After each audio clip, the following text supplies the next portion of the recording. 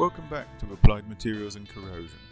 This time I'm going to do some cathodic delamination. So here's a piece of zinc that I've painted. I painted it, I put some tape on each end. You can see just about where there's a gap in the paint where I put the paint on and peeled it back off. I'm going to put the solvent on, or the salty water on those bits. I'm handling it with my hand, which I really shouldn't do, but I'm being careful just to touch the sides. And now I'm going to come along with some solution. It's going to be potassium chloride. The reason for using potassium chloride is that the chloride ions are going to attack our zinc oxide and make it more susceptible to dissolving. Zinc chloride is quite soluble, and the other reason is that the potassium ion makes the potassium chloride less soluble, so we can get to a saturated concentration relatively easily, whereas sodium chloride needs more, and we don't want too much in there because then the zinc chloride will become insoluble. So I'm taking a long time to do this, so I can tell you what I did before. It's a spray paint that I painted on. It's not very good paint, so it's going to corrode very quickly, and what we expect to see is the corrosion to take place underneath the paint. Here I am with a pipette trying to put it on. You can see it sticks obviously to the zinc, but it doesn't stick very well to the paint. I'm using zinc for this test because zinc has, or for this demonstration, because zinc has a relatively high electrode potential and a relatively poor oxide layer, so it's comparatively easy to do. Unfortunately, it's also the material that you have on your car underneath the paint, so this is a known and fairly common effect. So there I am putting this on. I'm then going to treat it because I want to keep this. I want to keep it damp for a very long time so that the corrosion can happen underneath the paint. And so I'm going to put a piece of towel which is damp with the same solution in there with it, and I'm going to put the top on this Petri dish. So now at higher speed I'm going to rush and do this. I hope so anyway. So I'm going to add some tissue paper and some of the solution, and then I'm going to make a mess. So you can now see what the problem is.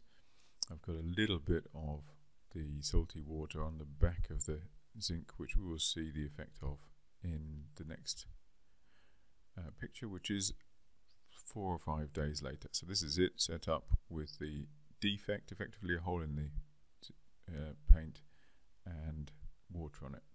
Here it's dried up. You can see the corrosion products on the back and also on the front. That's the white, and you can see the strange window. I think I'm going to zoom in now so we can see it much better. So the corrosion products are at the two places where the liquid was, obviously, because that's where the zinc has dissolved, and the paint is let go on both ends because that's where the defect was, but also on the sides because there was water underneath it, so it's attacked from the edges and from the bottom, and only that little window you can see looks nice still is actually attached, which I will demonstrate to you by poking it with this knife and then peeling it off. I may have to fast forward this bit because I think I went and got some equipment to do this. So I'm running around getting some tweezers I think now, and I'm going to come back and peel that paint off. Here I come. Peel, peel, peeled. And it all comes off pretty much as one piece, which is quite nice. Here it comes. That's a nice bit of tape. The bit underneath where it's shiny, where it wasn't attacked, didn't come off at all. It's a little bit difficult to see, but I'll hold it up I think in front of the camera now so you can see it's like missing the bit where the where the paint wasn't attacked. And you can see it, if I can get it to focus there, you can see I've only pulled off one side. I'll get the other side later. You can see the water droplets on it because it was still damp, and also that it's not attached at all, which is because the corrosion underneath it has, or not the corrosion, but the corrosion of the zinc in the defect and underneath the plate has generated conditions that the oxygen is reduced, generating these aggressive peroxide species which now break the bond between the paint and the surface of the metal. I'm just going to scratch that off. We'll have a look at this in a moment in a little better way. This is fairly typical. Okay, it's not very realistic. Usually paints are better than this. It was deliberately a not very good paint. It's used as a top coat usually.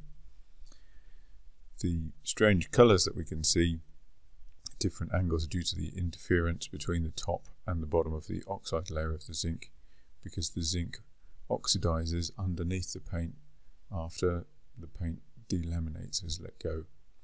But obviously just before it lets go, it just looks exactly the same as the other piece.